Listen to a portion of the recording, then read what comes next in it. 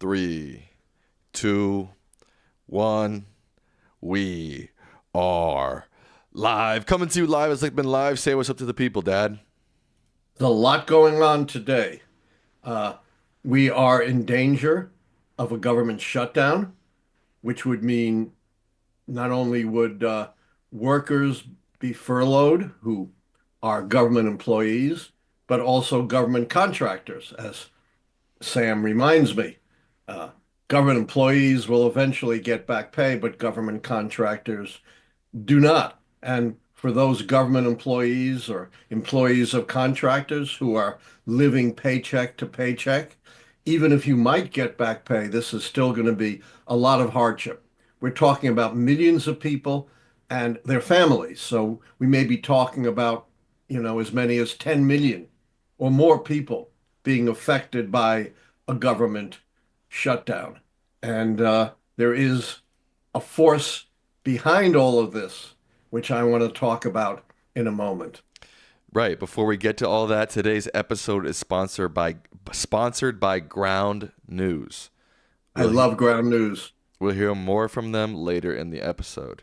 All right, Dad, let's get into our main topic of the day. When I first made the show title, I titled it something like, "Is Elon Musk influencing Congress?" And you said, "No, that's not good enough. This is a deeper problem. This is a grander problem." So take it away, Dad. Yes, you've heard me say this before. Maybe if you're new, you haven't. Maybe you haven't heard every show. Briefly, when I was a kid, I devoured all the science fiction I possibly could. And one of the big themes, which I thought was, so far-fetched, was a few people would become so rich compared to everyone else that they'd have control over society, government, politics, the economy. Now, in my old age, that seems to be coming much closer than I ever could have imagined to a reality. I'd already talked about the outsized influence that Elon Musk had on the election, not just spending $250 million, and that's at least, who knows, whether there's a lot of dark money spending that he did that we might not know about, but also putting out disinformation that's viewed not by millions, but by billions of people. I want to highlight one thing that is so critical that has not been discussed. It's been missed.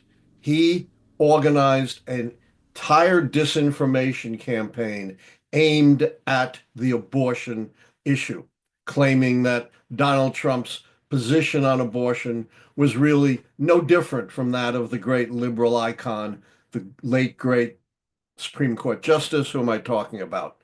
The liberal icon, late Supreme Court Justice woman, great Ruth advocate for Ruth reproductive Bader rights. Ginsburg. Right. Donald Trump is really Ruth Bader Ginsburg, and it's really Joe Biden who's anti a reproductive choice. It was incredibly effective, even though it was 180 degrees wrong. Two-thirds of Americans are pro-choice. They believe abortion should be always or usually available. And yet, and you saw in the referenda, overwhelmingly, for the most part, voters, even in mixed or red states, voted pro-choice. And yet, Harris had no lead over Trump on the abortion issue. Astounding 49 to 46%, probably well within the margin of error. She should have been 20 to 30 points ahead, if not for this incredible disinformation. And here's an even more amazing statistic. 17% of voters thought Joe Biden, not Donald Trump, was responsible for overturning Roe versus Wade. You know, What? That's real? this is real. This is astonishing.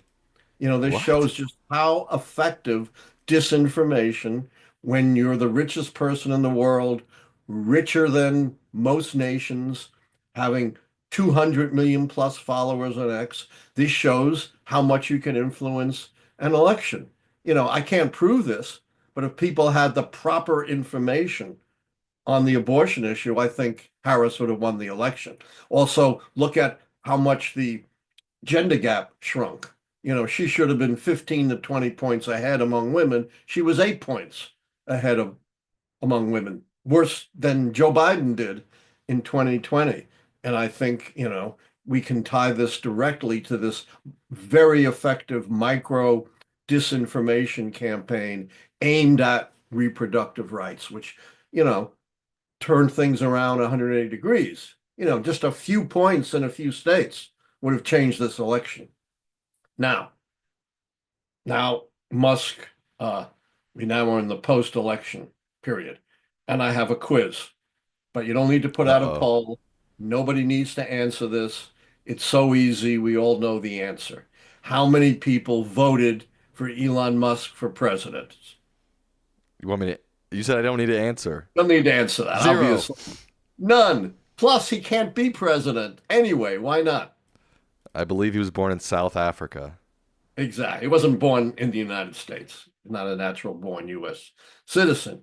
And yet he is acting as though he really is the president of the United States, or maybe even pulling the chain on the president-elect and members of Congress. We talked about the dire effects on real people and their lives of a government shutdown. This is not an abstract idea. And remarkably, Republicans and Democrats had come together to craft a bipartisan bill to keep the government open. Obviously, like all compromises, and this is the nature of the legislative process, it didn't make either side totally happy. That's just how it works. When you work together, you have to compromise, but both sides supported it. And who torpedoed it, Sam? The MAGA folks, I believe, in the House. Elon Musk. Oh, right. But I mean, literally torpedoed it. Literally, he said, N- you got to vote against this bill. If you vote for this bill, I am going to use my financial power to defeat you in primary elections the next time you're up for election. You're some schmo in, Podunk, and you're up for a congressional reelection, where a few $1 million is critical. You're going to go up against the $400 billion guy who threatens to torpedo your reelection. This is the power, the immense power of money when you're brash enough and egocentric enough to use it to control your society and your government. And of course, Trump goes right along with Musk, says, "Yeah, we got to torpedo this bill." Uh, so he's, apparently, in my opinion, pulling the chain on both the president-elect and the Congress, who can't stand up to the kind of media presence he has, 200 million plus followers on X, the kind of money he could, you know, like you and I putting up $10, he could put a $250,000 into elect $250 million into elections. It wouldn't even dent the error margins of his fortune. I, I And I totally agree with you, obviously, with everything you're saying, but don't you think a lot of people on the right and a lot of conservatives like Elon Musk and like Trump because they want the government to shut down. They want the government to be as little effective as possible. that may be true, but that's not the point I'm making. The point I'm making is we have this non-elected person. No one voted for him. He has no position in our government. And because of his wealth and because of his ambition, he is exercising an influence on our government that we have never seen before from a single individual who Yeah, is outside the political system. I agree. This is unique. This is new. This is not, just something we've ever seen before. Of course, we've had rich people, forever influencing our politics, but never one person exercising this kind of sway. And there's no defense against it. What are you going to do when he says, I'm going to use my wealth to defeat you unless you go along with me? That would require, Yeah, no, I a agree. backbone that virtually no politician ever has. That's why democracy is so important because it's a government by and for the people, and in the hopes of the fact that someone couldn't rise to power outside of that. But America has allowed rich people especially when you get into 40, 400 or whatever, 40 billion, whatever he's worth, 400 billion, not 400 billion 40 dollar billion, range. more than most countries. That's GDP. terrifying. It's And I, it's I it's think, it's and I think it's a degree of antithetical, wealth that's unheard of. right? And I think it's antithetical to what American democracy and what democracy as a whole is supposed to be. Right. It's not supposed to be ruled by money. One person should not be more powerful than, 330 million people. But, at the moment, that does seem to be the case. And there seems to be no end to this. How is this to be stopped? And, we're in for a very rough ride. And if you believe for a moment, that his interest is really to help the middle class and the working class, then, you're going to buy my big bridge in Brooklyn. The one thing that unites mega rich, and I've studied this throughout history, what's the one thing, no matter what else, what other characteristics they have, what's the one thing that unites the rich? Money. Money. They always want more money. Doesn't matter how much money they have, they always want more money. So this has nothing to do with helping out, Jane and Joe, average American. Forget it. It's all about them. Couple of other things I want to talk about before we get to a brief lecture Wait, hold on. on something very important, the tariff, Before you and move that's on, hold on. Before what you move, happened in Georgia. What happened in Georgia, Sam? wait, hold on. Before you move on, the Yeah. people want to know: do you think the government is about to shut down? I don't think so, but Really? I don't put any money on this. I'd say Yeah, it's I sixty disagree. 40. They're not gonna, they're not gonna blink at the last second. They will come up with something. I don't know. I But I don't know. for the most part they do. But again, Elon Musk is such a wild card in this, something we've never seen before. Otherwise I would say 80-20, 90-10, like they did the last couple of times, but not much better than 50-50. Should we do a poll? Yes. All right. Go ahead with your Georgia Yeah. talk. Well, it's over in Georgia, pretty much.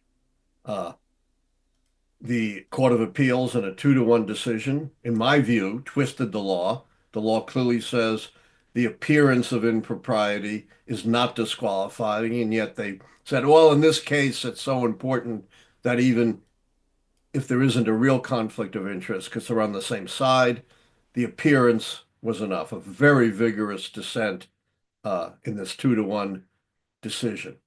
But, I'm not going to blame Willis, but I've got to criticize her. She had to know that she is operating in an incredibly hostile environment in Yeah. a state where the legislature, the executive, and the courts are controlled by Republicans who are absolutely hostile to what she was doing. She had to go the extra mile to make sure that she was squeaky clean, that there was nothing that the Republicans could use against her. And unfortunately, she didn't do that. So, of course, the Republicans are going to come down on her. And, I can't blame her for the way they interpreted the law, but I think she did a very foolish thing. Yeah, I agree. Last point, I think Matt Gaetz, right? Yeah, there was some news yesterday that came out that says that the House is actually going to release the report on Gates. What do you think? Yes, they will. What do And you think happened there? Why do you think they made that reversal? I think there was one Republican who hated Gates and was willing to vote with the Democrats to Oh, release the report. I don't know that for a fact. That's just a hypothesis. oh, I didn't realize that. Interesting. Yeah, again, don't take that to the bank. That's just something that I believe is the case, but I'm not positive. I mean, Gates made a lot of enemies, yeah. I mean, even among Republicans. it kind of doesn't matter now because he's not in any sort of power. Right. So unless he's It might matter criminally, in terms of he wanted to come back.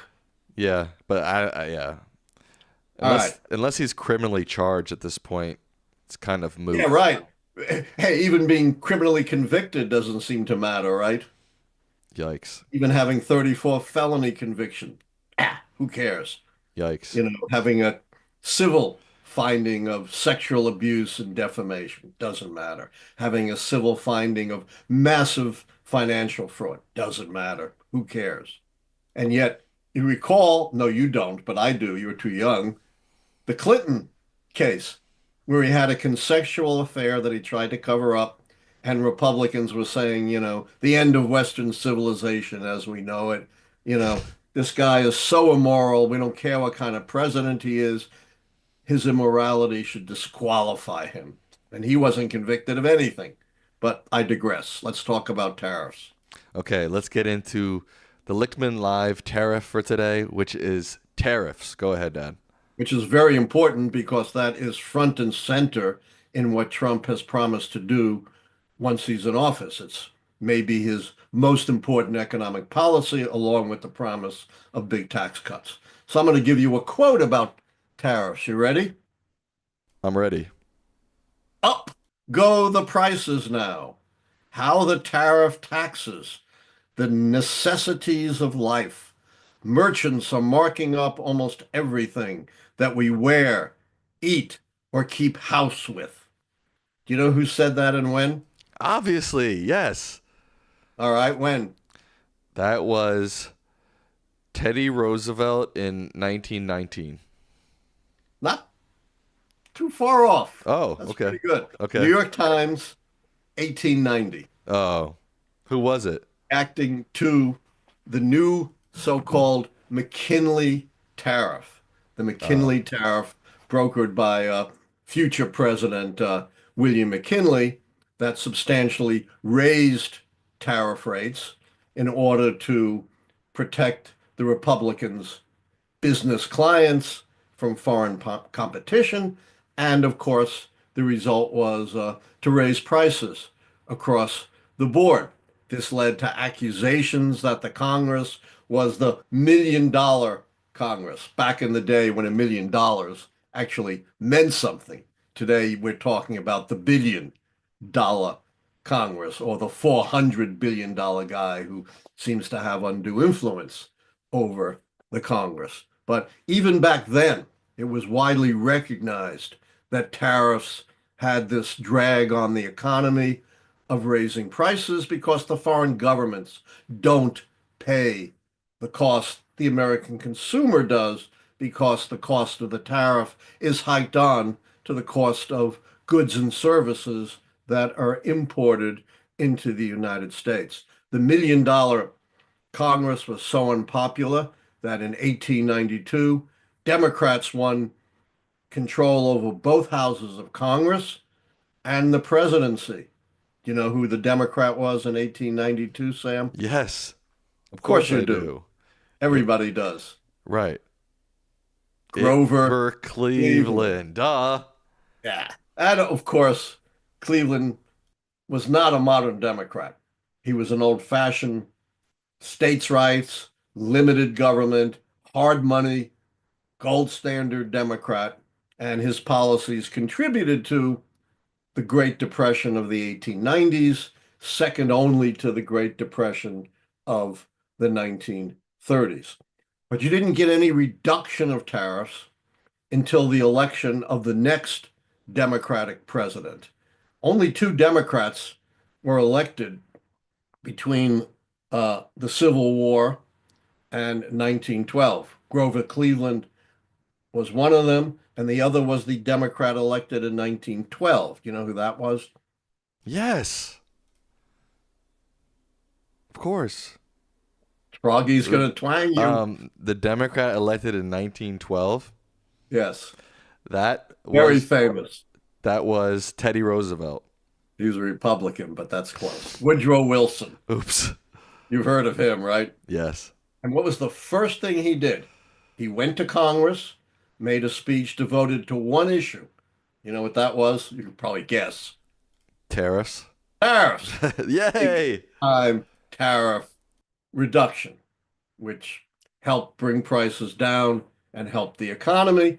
And then when Republicans came back into power, they raised the tariffs again. But that was kind of masked during the prosperity of the 1920s until we had the stock market crash of 1929 and the beginnings of an economic downturn. And how did the Republicans in Congress and President Herbert Hoover respond to these early signs of a major economic downturn? What did they enact in 1930? Tariffs. The Smoot-Hawley tariff, which on average raised goods that were subject to tariffs by 40 to 60%. This was not a minor increase and greatly expanded the number of goods and services subject to tariffs. You think this had a good effect on the economy, Sam? No. No, of course not. It created an international trade war in which both imports and exports, important parts of the economy, sank by more than 60%. International trade flows were clogged. It contributed to not the beginning, it wasn't the cause of the Depression, but it certainly deepened and probably lengthened the Depression. At the time of the tariffs, unemployment was 8%. A couple, 3 years later, at the bottom of the Great Depression, it was nearly 25%, just an enormous descent of our economy. A quarter to a third of the standard of living, goods and services produced by the economy, were lost after the Smoot-Hawley tariff. Here's a famous quote about it.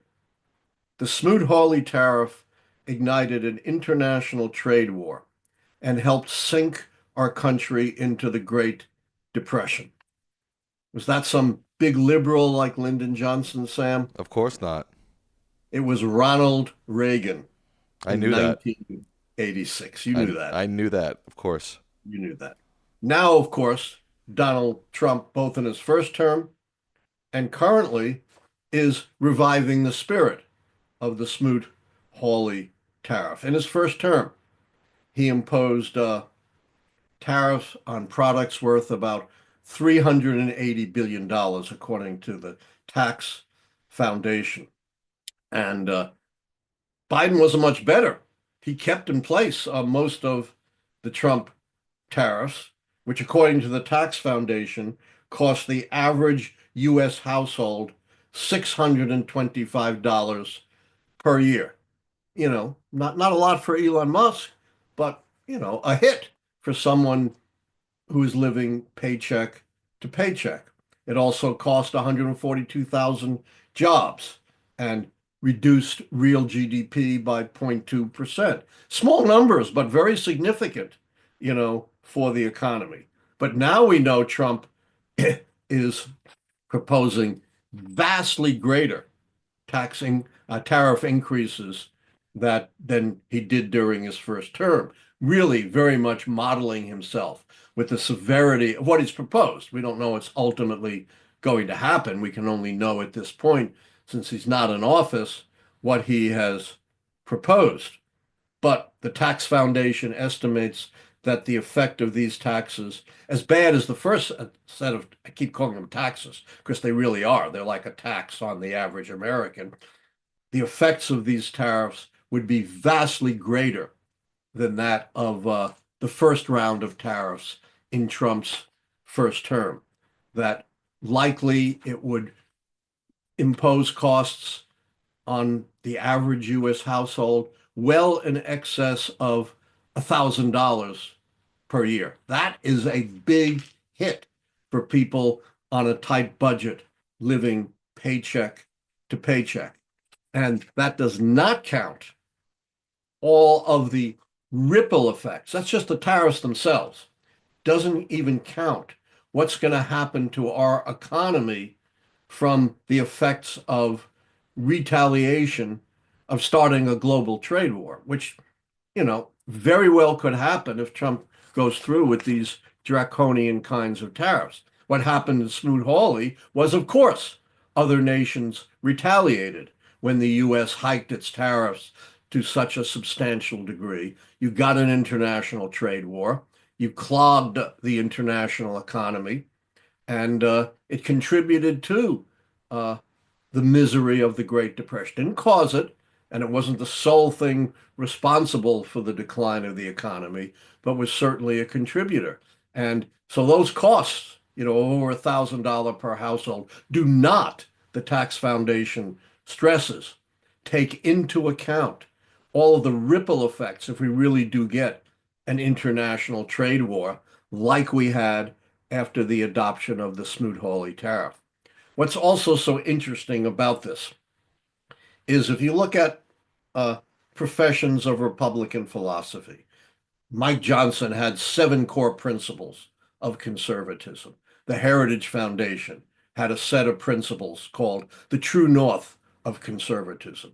And prominent, right up there as one of their most important principles, was free enterprise, a commitment to a free market economy. Let the market operate free of restraint. Let the market efficiently allocate goods and services. Let the market keep prices down and wages high. Let the market uh, enable people to succeed by their own merits, their own hard work, their own values, their own ideas. The magic of the market, the free market, absolutely front and center of Republican and conservative ideology. And yet, there is perhaps little more you could do to throttle free markets than impose draconian tariffs, which undermine free markets here at home because you don't have the market determining prices and destroys free markets, the flow of free goods and services across international borders. This, of course, isn't the only thing that Republicans and conservatives have done to promote their view of enterprise, not free markets, to promote private enterprise. Back in the 20s, they passed the Radio Act, which regulated the airwaves to squeeze out the small competitors and benefit the big corporations. They signed on to legislation to keep oil prices high and to give special tax breaks to the big oil companies. And of course, they have supported all kinds of subsidies and loan guarantee to business. And then later on, under George W. Bush, of course, they passed legislation insulating the gun manufacturers from any kind of lawsuits. And so, not only are tariffs bad for the economy, bad for the world, they're also fundamentally contradictory to the free market ideology that folks like Mike Johnson and Mike Pence and Donald Trump are selling to us. Wow, that was interesting. Thanks, Dad. Hey, it's not easy to make tariffs interesting, but I try. You tried. Hey, you gave it the old college. Oh, what are you drinking tonight? A Gatorade? Gatorade, how about that? Okay. All right. I'm pretty much off diet soda. What color is that? Is that orange or red? I can't tell. Red. Okay, red. I prefer the orange, but Yeah, I want to make one more point about this whole government shutdown. go ahead. This is a point made by your brilliant political organizer, political mind, Mom Karen Strickler, and that is why do Trump and Musk want to raise the debt ceiling now? What is I it they want to do that requires a raising of the debt ceiling, but they don't want to take the blame for it? increase the deficit. And how are they going to massively increase the deficit like they did in the first term? Massive tax cuts to rich Big people. tax cuts, exactly, which increased the deficit by trillions. Again, Trump comes in saying, I'm not only going to reduce the deficit, I'm actually going to cut into the debt. And instead, he raises the deficit and the debt by trillions of dollars. Same thing's going to happen with another round of big tax cuts. Uh, but you can't do that without raising the debt ceiling. You can't add, substantial amounts to the deficit because it will reverberate on the debt. And so they want to have the Biden administration responsible for raising the debt ceiling, which Uh, opens the door then for them to institute their big tax cuts. They don't want to be responsible right. for raising the debt ceiling. They'll say, yeah, those irresponsible, spendthrift Democrats, they did it. Interesting. Yeah, I hadn't thought about that I actually. hadn't That thought about that either till your mom raised it. good job, mom. All right, are we ready for questions? Yes, before we get to questions, we're gonna pause for a moment for a word from our sponsor, Ground News. To talk to you about accuracy and bias in the media. Ground News is a news service that compares media coverage from across the political spectrum. It gathers related articles from around the world in one single place so you can compare how different outlets cover the same story with context and visual breakdown about the source of the information, their political bias, how reliable their reporting practices are, and who owns them. Critical. These ratings are created through three independent news monitoring organizations. Take a look at the story on Trump announcing tariffs on Canada, Mexico, and China over border and drug concerns. Much of the coverage is center. You can also see the general factuality trend, where 77% of reporting on this are quote unquote highly factual, as well as the ownership. For this story, 10% of the news outlets are owned by independent news. This headline from right sources focus on using terms like quote unquote migrant crisis, bend the knee, vows, and promised. The left headlines focus on words like quote unquote inflation, threatens, and crash. The blind spot feed shows you news stories that are disproportionately covered by one side of the political spectrum. You know how much I am against misleading information. So see through misleading narratives and stay informed without getting overwhelmed. If you subscribe through my link, ground.news/Allan, you'll get 50% off the Vantage plan, which is what I use to get unlimited access to all features. This is their biggest sale of the year and only available for a limited time. I think Ground News is doing important work and they are subscriber supported. So I hope you'll check them out like I have. All right, thank you to Ground News. We appreciate that. Check out in the description of this video the link to Allan's Ground News link. All right, some housekeeping things. If you haven't liked the stream already, please like the stream. That'll help out a lot. If you're not subscribed, give us a sub. Say, give us a, like this. Give us a sub. Join, become members, donate. No, I said you had to say it like, never mind. Never mind. If you want your question asked on the show, we ask donations and member questions. So if you want, we can't guarantee everyone's question who is a member or donated is going to be asked. But if you want a chance for your question to be answered by this guy, Allan Lichtman, Distinguished Professor of History at American University, you got to become a member or you got to donate. Right, Dad? And that help keeps us alive. This is a lot of work. You notice I just don't come in here and talk off the top of my head. I bring in a lot of information. So it's not just that I'm working here, I'm working before this as well. Absolutely. Actually, our first donation is from Susie Garcia, who says, Lichtman Live is amazing.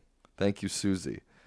Thank you. Member Absolute Zero says, do you think we have the ingredients up and coming for a proper depression? Oh, I'm not an economist. And, we used to have depressions or very, very severe recessions about every decade until the 1930s when FDR put in place all kinds of restraints like Social Security to keep people's spending up, Securities and Exchange Commission to police financial fraud, federal deposit insurance so you wouldn't have collapse of the banks. We've had, for the most part, relatively brief recession since then, but no great depression again. So I don't believe we're heading for another Great Depression, but quite frankly, things are so unpredictable, so chaotic, so off the page of anything we've ever seen before in American history that it's hard to know what's going to happen. Is the fear we are feeling now similar to the fear people felt during the Cuban Missile Crisis? No, it's a little bit different. I lived through the Cuban Missile Crisis. I was in high school and we sat in the You were in auditorium. high school during the What are you, 100 years old? Close. I started high school early. Oh, okay. Uh, I graduated high school when I was 16. Uh, so we're sitting in the auditorium and they're piping in the reports. You know, they've got the blockade set up and the Soviet ships are approaching the blockade. And we all thought we were going to be incinerated, that, it was going to be the start of World War III. And, I was sitting in the middle of New York, the prime target. We thought we'd all be burned to a crisp. But luckily, of course, the ships turned back. World War III was averted. And I'm going to give a lecture on the Cuban Missile Crisis, by the way, because we came way closer to nuclear annihilation than people understand today. So that was different. We thought our lives might be instantly snuffed out. Now the fear is more of the long-term effects to our democracy and our well-being. Jim Blowers with a $10 donation. They say, what do you think of Ontario's Premier Doug Ford's threat to cut off power to 3 U.S. states, New York, Michigan, and Minnesota, if Trump tariffs Canada? Did you hear about I that? think it's a terrible idea. Well, yeah. I assume it's just a bluff, but you don't want to penalize the people of those states, particularly, where this may come down in the winter because of what Trump is doing. So if it's a bluff, fine, but I'm not sure Trump cares much about those states anyway. Well, Michigan, maybe. Maybe. Oh, we forgot about our poll, Dad. Oh, Let's see. We asked, will the U.S. government shut down? We have 860 votes. I just ended the poll. And 58% say yes. 41% say no. So the all right. It's close to no, what the I reverse of what you said. That was what I I know, said. I know, but it's within the range.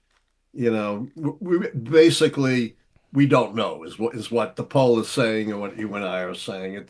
The probabilities are too close to make a confident call. Well, nobody knows for sure, but But yeah, if you had asked me the last time, I would have said 80% it's not shutting down. Now it's very unclear. Comic Fan asks, why does Trump ignore people saying that tariffs will increase prices? I don't I don't get it. Uh, I'm not sure he cares about ordinary people. He's been a con man from my perspective his whole life. Collecting people are screaming that they can't afford to buy tomatoes, and he's getting them to contribute to his legal defense when he's a billionaire.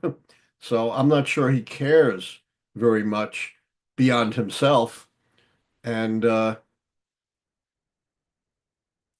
it's hard to understand. This, I guess, is him being a big bully on the international stage, imposing his will over other nations. And I don't know what business influences behind this because some businesses will be helped, perhaps others will be hurt, but certainly some businesses will benefit.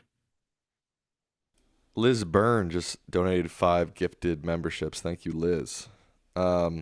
CD says, seems people who were longtime Democrats, Trump, Musk, Tulsi Gabbard, RFK Jr., Vivek, others, now go the Republican side when they want to enrich themselves and their personal agenda. Is there anything to this trend? Oh, I think you're absolutely right. Look what's happening with, you know, you always say I pronounce his name wrong. Jeff Bezos. I think it's Bezos. I think it's Bezos. Look what he's doing. Contributing $1 million to the Trump inauguration, shutting down an editorial endorsing Harris, seeing the same thing from the billionaire. I don't know his background, but you know, Bezos is supposedly a liberal. I don't know about the billionaire who owns the LA Times, but we're seeing supposedly, liberal Silicon Valley execs all going on bended knee to Trump. Uh, as I said, the one thing that unites wealthy people is Money. a lot more money. Yeah.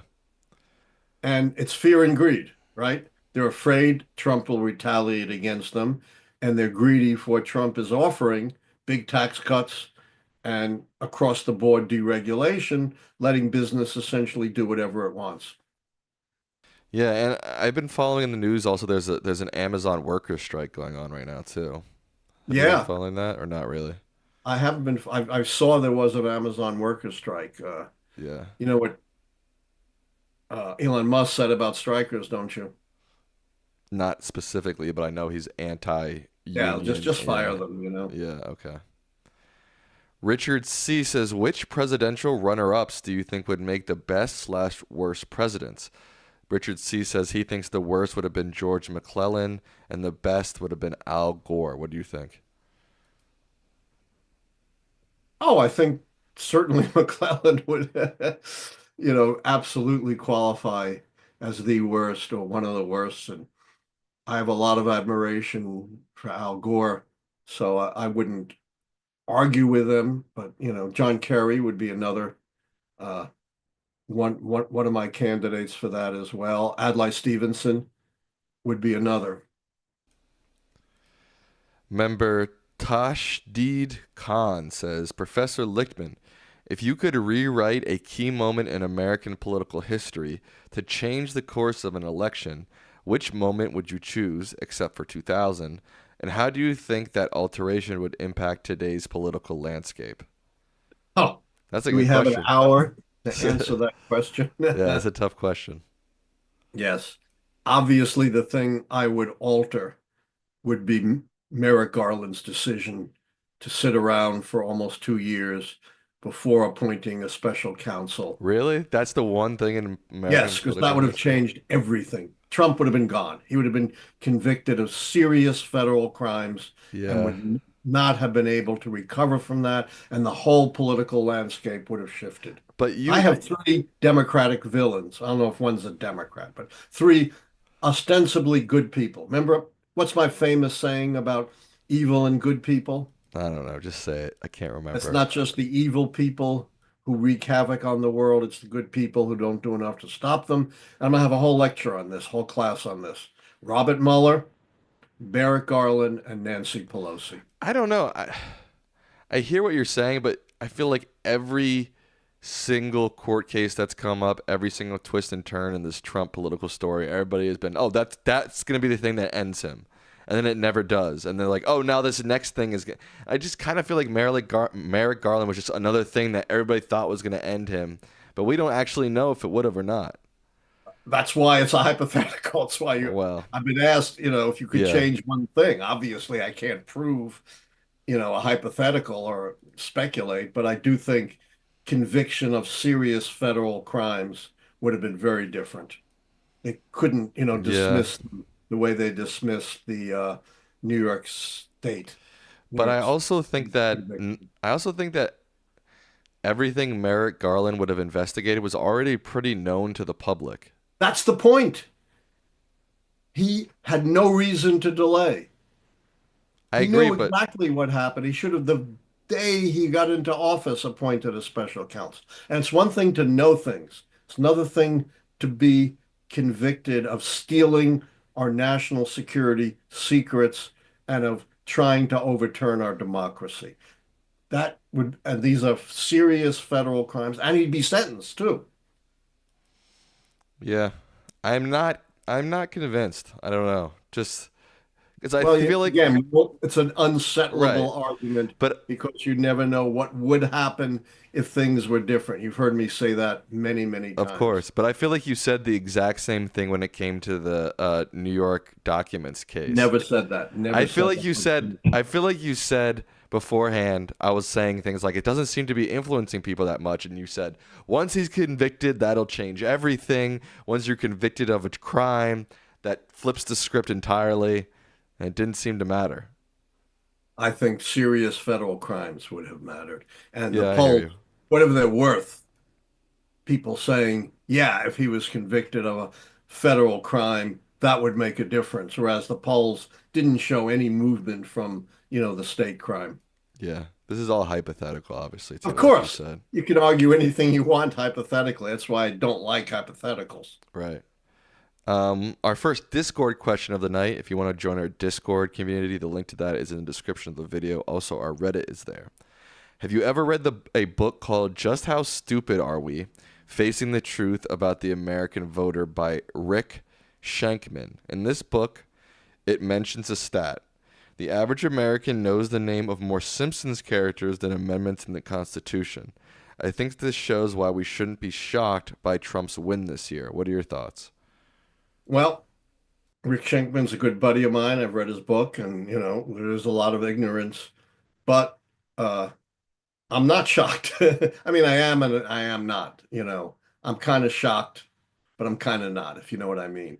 I'm really shocked that this could have happened, but given not only the fact that most people, you know a lot about their daily lives, but not a whole lot about the broader picture, given the exponential increase in disinformation. And we just had a long discussion about how disinformation alone about the abortion issue could have turned this election.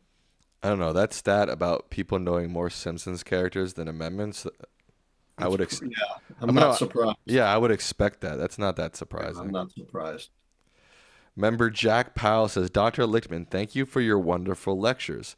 When developing the keys was the art of war and influence on you. In the first chapter of The Art of War, there are 7 considerations to determine military conditions. And upon answer to those 7 questions, Sun Tzu says a prediction of victory or defeat can be made. Yeah, I can't say that I specifically was modeling myself on the art of war, but I'm a great admirer of the work, and it may well have had, at least a subterranean influence on me. Subterranean. Yes, subconscious, subterranean. You know what's interesting? I tried to read that book once and I didn't find it interesting at all. I found it pretty cliche and Well, uninteresting. it's pretty Right, old. it's old, right? So maybe at It's the very time, old, and yeah. But I feel like it's not today something people are. brand new. I feel like in this day and age, people are It's even always. older than me, believe it or not. I feel like in this day and age, people are always citing that book as like a modern thing, not a modern thing, but a thing to read even in this modern day. And I didn't find it that interesting.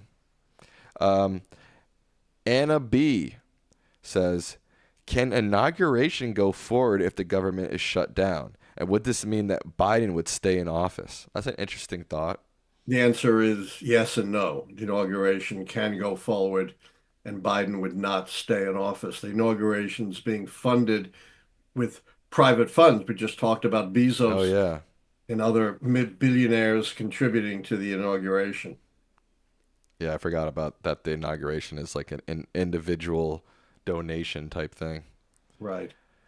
Member Joseph T8V says, "Can we try to keep Trump from taking the oath of office based on the 14th Amendment, Section 3, which is, what is that? Do you know what that is?" That's the disqualification clause of the 14th Oh, Amendment, right. which says that if you previously took an oath of office uh, for the U.S. and you participated in an insurrection, you are ineligible to hold future office. That was litigated already. I was lead author in a amicus brief on this, which included 25 of the nation's leading historians, which of course the Supreme Court totally ignored and decided Trump was not disqualified under Section 3 of the 14th Amendment because disqualification required an act of Congress, even though none of the thousands of persons previously disqualified were ever disqualified under an act of Congress. Sandy Taranto donated $10 and said, just a thank you. So thank you, Sandy, for your donation. Thank you. Have you ever read the 2013 dystopian novel Christian Nation by Friedrich C. Rich? I'm rereading No. it for the first. No. Okay. No, I haven't. Okay. But if you have something to say about it, I'll listen. But I haven't read it. They just said I'm rereading it for the first time since its initial release, and the parallels to current events are eerie. Oh, well, That maybe in another session when you finished, you could share some of that with us. Member Sean Kofi says, can we talk more about the rise of China and why Americans are turning their heads and ignoring this? Well, maybe I'll have a lecture on that. But you got to understand, Americans don't pay attention to the day-to-day conduct of diplomacy or foreign affairs. You know, as we saw from Schenkman's book, they really don't focus much outside of, their own orbit. And I don't blame anyone for that. That's just fine. But they're certainly not focused on the implications of the rise of China. They would be if they invaded Taiwan, but short of that, most Americans are not going to pay attention, and you don't expect them to. Here's a off the wall question, one of our Discord questions from Modesto Mafia. They say, what are your thoughts on the urbanist anti-car movement in North America? Yeah, I remember when I was in high school, back in the dark ages, there was a urban anti-car movement, and I was very supportive of it. I haven't followed it really since then, but I would say it's certainly something to consider and think about. Might make our cities, less congested, less polluted, and then there are other ways of getting around.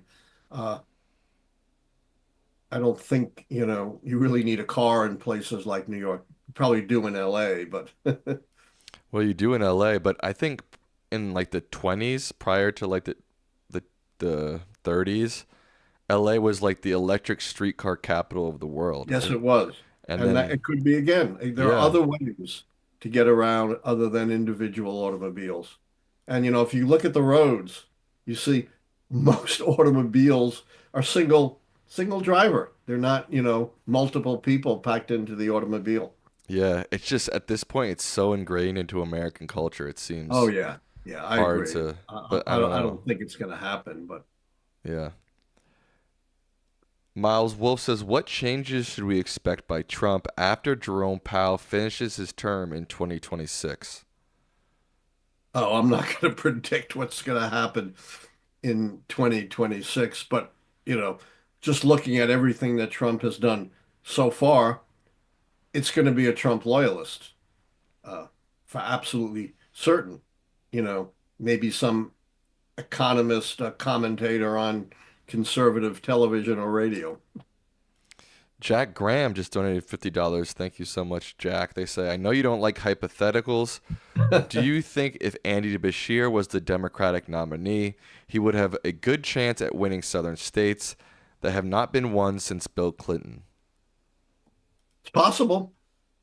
I'm a fan of Andy Bashir's. I think he'd be a good candidate. Obviously, we can't even begin to speculate what might be going down in 2028. But it's been very difficult since Clinton, really, for Democrats to make much of a dent into the South. And I'm not wildly optimistic about any candidate doing it. But if anyone could, it might be Bashir.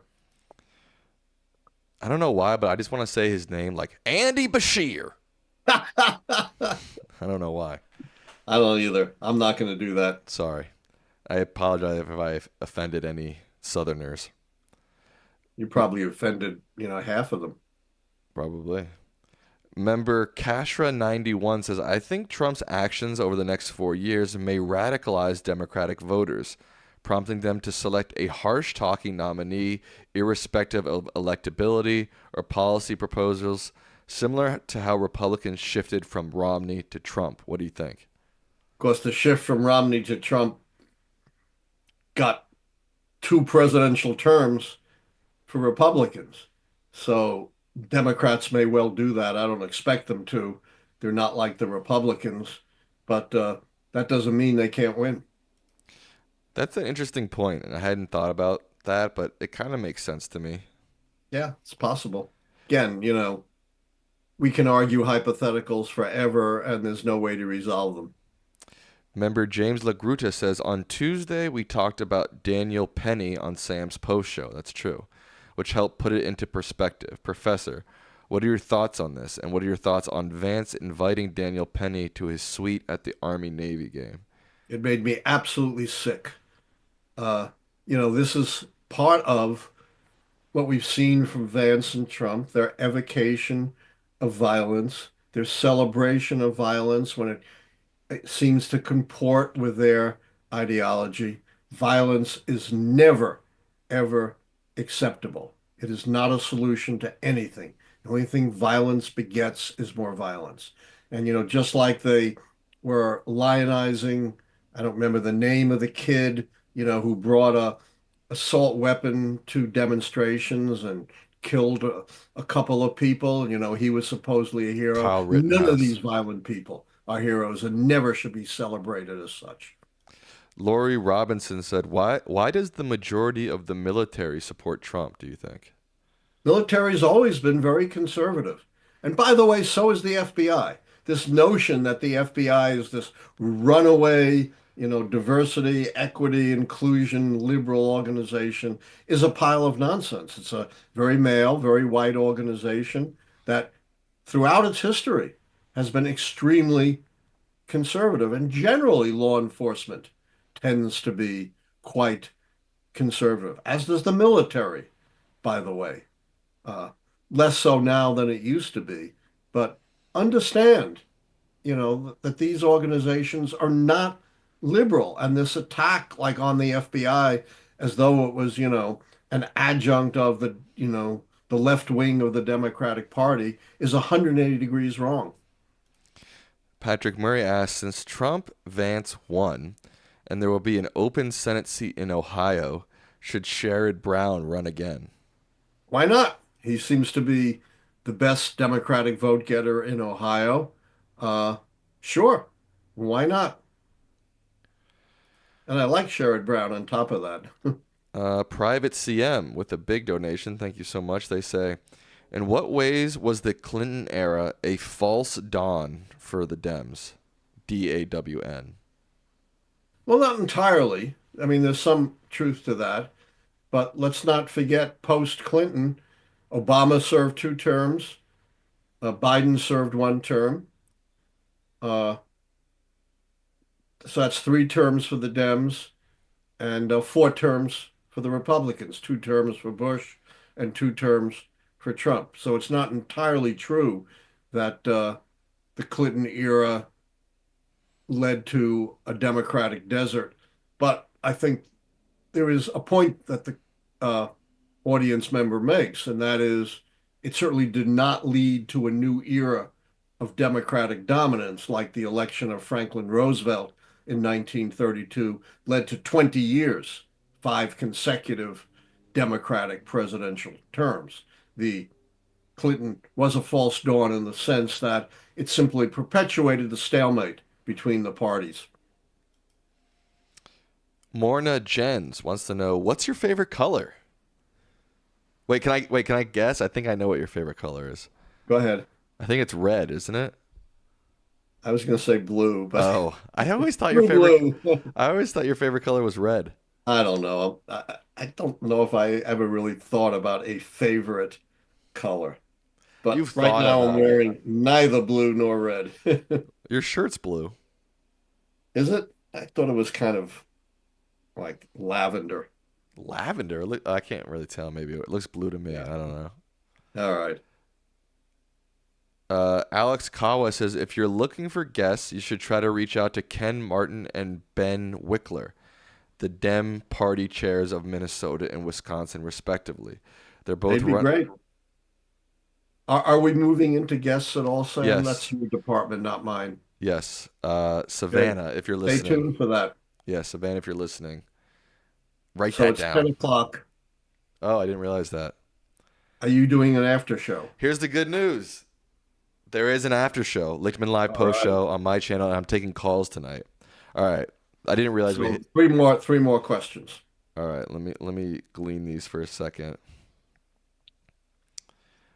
Thank you. It made me smile for your donation.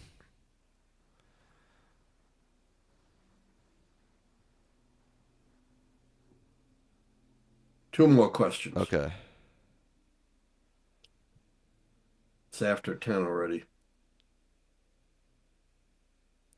Be Like Water says, is Trump doing these tariffs as a payback to billionaire buddies so we are forced to pay them more and not buy imported goods?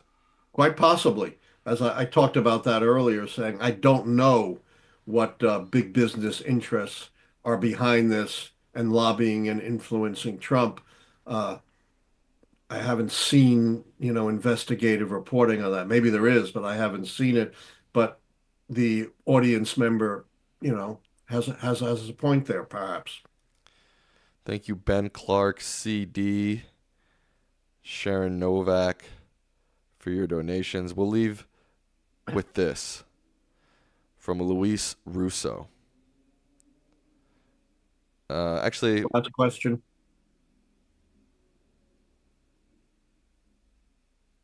there's not really a question. Well, Phone Act says, Professor Lichtman, silly question, but knowing you dislike Trump, considering you predicted his victory in 2016, did you vote for him over Clinton? That's just I never talk about who I voted for, but you can guess. right. I do not vote according to my predictions. Let's put it that way. My predictions are not endorsements, and they're totally nonpartisan. All right, we'll end with Luis Russo or Louis Russo, who says, Mr. Lichtman, we need your voice for the upcoming 4 years. Thank you for being with us. Thank you, Luis Thank you. Russo. Hope to keep up my energy over the next 4 years. All right, Dad, with that, we will wrap up Lichtman Live. The good news is Lichtman Live post show is coming up right after this on my channel. The link to that is in the description of this video. I'll also pin it to the chat. Dad, what are your final words to the people? My final words are we need to be on guard more than ever. We cannot allow ourselves to have that science fiction nightmare of my younger days where our lives are being manipulated and dictated by those who are so fabulously rich that they have incredible undue power. I agree with you, sir. And with that, we will wrap up Lichtman Live. Say goodnight to the people, Dad. Good night. See you on Tuesday.